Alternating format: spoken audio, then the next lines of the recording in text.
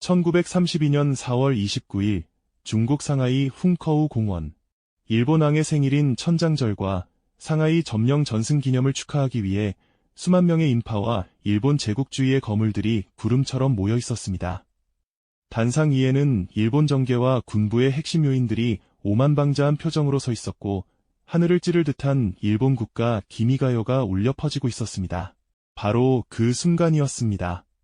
단상 위로 무언가 날아들었습니다. 물통처럼 생긴 작은 물건 하나, 그리고 곧이어 천지를 뒤흔드는 굉음이 터져 나왔습니다. 단 한 번의 폭발.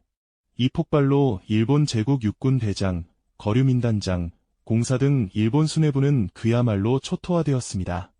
당시 중국의 지도자 장제스 총통이 중국 100만 대군도 해내지 못한 일을 조선 청년 한 명이 해냈다며 경악을 금치 못했던 사건. 오늘 이야기는 고작 25살, 꽃다운 나이에 자신의 목숨을 조국에 바친 영원한 청년 대장 윤봉길 의사의 마지막 하루, 그리고 그 뒤에 숨겨진 뜨거운 이야기를 추적합니다. 여러분, 1930년대 초반 우리 대한민국 임시정부의 상황을 아십니까? 그야말로 바람 앞에 등불, 절체절명의 위기였습니다. 1919년 3.1 운동의 열기는 식어가고 있었고 일제의 탄압은 날로 악랄해졌습니다.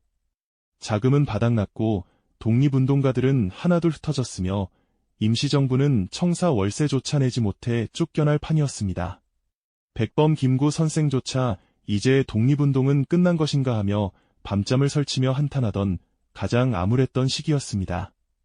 바로 그때 구세주처럼 한 청년이 상하이에 나타납니다. 충남 예산 출신의 23살 청년 윤봉길이었습니다. 사실 윤봉길 의사는 처음부터 투사는 아니었습니다. 그는 고향에서 야학을 열고 농촌 계몽운동을 하던 아내와 두 아들을 둔 평범하고 성실한 가장이었습니다. 그런 그가 왜 사랑하는 처자식을 뒤로하고 이 머나먼 타국까지 와서 폭탄을 들게 되었을까요? 그 계기가 된 일화가 있습니다. 어느 날 윤 의사가 마을 공동묘지에 갔는데 그를 모르는 한 청년이 남의 묘비를 뽑아서 자기 아버지 묘를 찾고 있는 기가 막힌 장면을 목격합니다. 그때 윤 의사는 깨달았습니다. 아, 단순히 그를 가르치는 계몽만으로는 안 된다. 나라를 되찾지 못하면 우리는 영원히 무지몽매한 노예로 살 수밖에 없다. 그 길로 그는 집을 떠납니다. 그때 그가 남긴 유명한 글귀가 있습니다. 장부출가 생불환. 대장부가 집을 나가면 뜻을 이루기 전에는 살아서 돌아오지 않는다. 이 짧은 글과 하나에 담긴 결기를 생각해 보십시오. 따뜻한 안방, 사랑하는 아내, 그리고가 태어난 어린 아들들을 뒤로하고 문지방을 넘을 때 청년 윤봉길의 가슴은 얼마나 찢어졌겠습니까? 상하이에 도착한 윤 의사의 삶은 순탄치 않았습니다. 처음에는 김구 선생을 만나지도 못했습니다.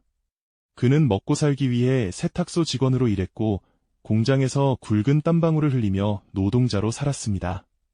심지어 모자를 눌러쓰고 다니는 그를 보며 동포들조차 저놈 일본 스파이 아니냐며 수군대기도 했습니다. 하지만 그는 묵묵히 기회를 기다렸습니다. 그러다 1932년 일본이 상하이 사변을 일으켜 승리하고 훈커우 공원에서 대규모 축하 행사를 연다는 소식을 듣게 됩니다. 윤 의사는 직감했습니다. 이때다. 내 목숨을 던질 때가 왔다. 그는 김구 선생을 찾아가 단도직입적으로 말합니다. 선생님, 저를 써주십시오.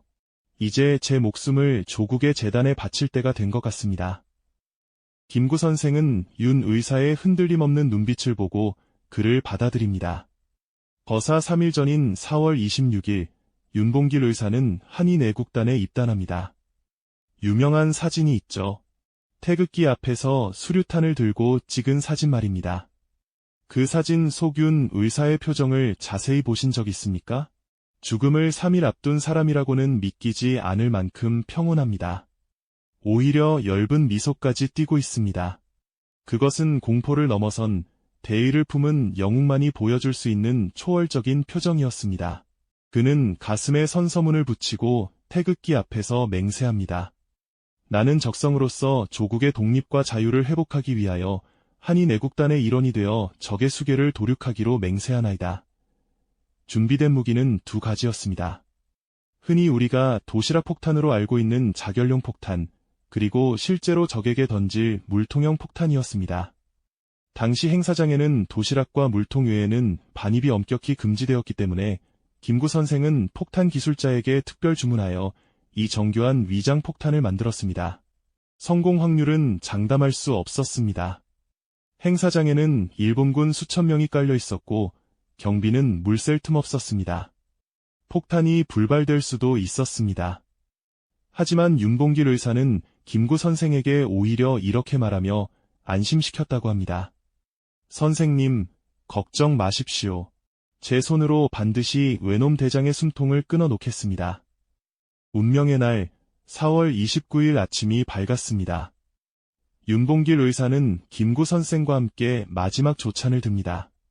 메뉴는 고기국에 밥 한 그릇이었습니다. 평소와 다름없는 소박한 밥상이었지만 그 무게는 천금보다 무거웠을 겁니다. 식사를 마친 윤 의사는 자신의 품에서 회중시계를 꺼냅니다. 그리고 김구 선생의 낡은 시계를 보며 말합니다. 선생님, 제 시계와 바꾸시지요. 제 것은 어제 6원을 주고 산 새 시계이고 선생님 것은 2원짜리 낡은 시계 아닙니까? 김구 선생이 당황해하자 윤 의사는 덤덤하게 그러나 슬프게 말을 잇습니다. 제 시계는 앞으로 1시간밖에는 쓸 데가 없습니다. 그 말을 들은 김구 선생의 마음이 어땠을까요? 가슴이 미어져 아무 말도 할 수 없었을 겁니다. 두 사람은 시계를 맞바꿨습니다. 김구 선생은 떠나는 윤 의사의 뒷모습을 보며 목이 메어 마지막 인사를 건넵니다. 후이, 지하에서 만납시다. 윤 의사는 택시를 타고 훈커우 공원으로 향했습니다. 공원 입구는 이미 삼엄한 경비가 펼쳐져 있었습니다. 일본 헌병들이 입장객들의 몸을 샅샅이 뒤지고 있었습니다. 하지만 윤봉길 의사는 최고급 양복을 빼입고 유창한 일본어를 구사하며 당당하게 걸어 들어갔습니다. 그 누구도 이 세련된 신사가 폭탄을 품고 있으리라고는 상상조차 못했습니다. 오전 11시 40분. 행사는 절정에 달했습니다. 단상 위에는 일본군 수뇌부들이 도열해 있었고 수만 명의 군중이 일본 국가 기미가요를 재창하기 시작했습니다. 모두가 하늘을 우러러보며 노래를 부르던 그 순간 윤봉길 의사는 인파를 헤치고 단상 앞으로 은밀하게 접근했습니다. 거리는 불과 10여 미터. 윤 의사는 어깨에 메고 있던 물통폭탄의 안전핀을 뽑아온 힘을 다해 단상 위로 던졌습니다. 폭탄은 정확히 일본군 대장 시라카와와 중장 우에다의 발치에 떨어졌습니다. 쾅! 천지를 뒤흔드는 굉음과 함께 흙먼지와 비명이 뒤섞여 치솟았습니다. 파편에 맞은 시라카와 대장은 사망했고 거류민단장은 즉사했습니다.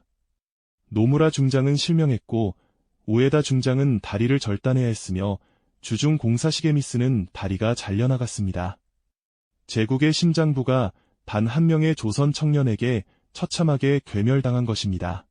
폭발 직후 윤 의사는 자결하기 위해 도시락 폭탄의 핀을 뽑으려 했습니다. 하지만 군중들이 덮쳤고 들이닥친 일본 헌병들이 그를 개머리판으로 구타하며 제압했습니다. 피투성이가 된 채 질질 끌려가는 그 순간에도 윤 의사는 하늘을 향해 목이 터져라 대한 독립만세를 외쳤습니다. 체포된 후 배후가 누구냐는 혹독한 고문에도 그는 나는 대한의 군인이다라며 끝까지 기계를 굽히지 않았습니다. 1932년 12월 19일 아침 윤봉길 의사는 일본 가나자와 형무소에서 25세의 나이로 총사령을 당해 순국합니다. 일본은 그의 시신을 쓰레기 하치장 가는 길목에 안매장하여 사람들이 밟고 지나가게 만들었습니다.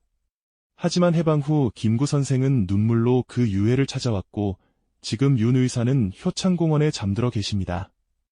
그의 희생은 꺼져가던 독립운동의 불씨를 되살려 광복의 밑거름이 되었습니다.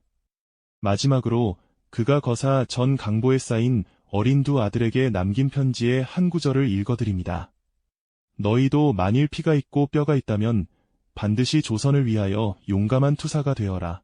태극의 깃발을 높이 드날리고 나의 빈 무덤 앞에 찾아와 한 잔 술을 부어 놓아라. 오늘 밤 우리 모두 마음속으로 윤봉길 의사의 빈 무덤 앞에 감사의 술 한 잔을 올리며 지금 우리가 누리는 이 자유의 의미를 되새겨 보았으면 합니다.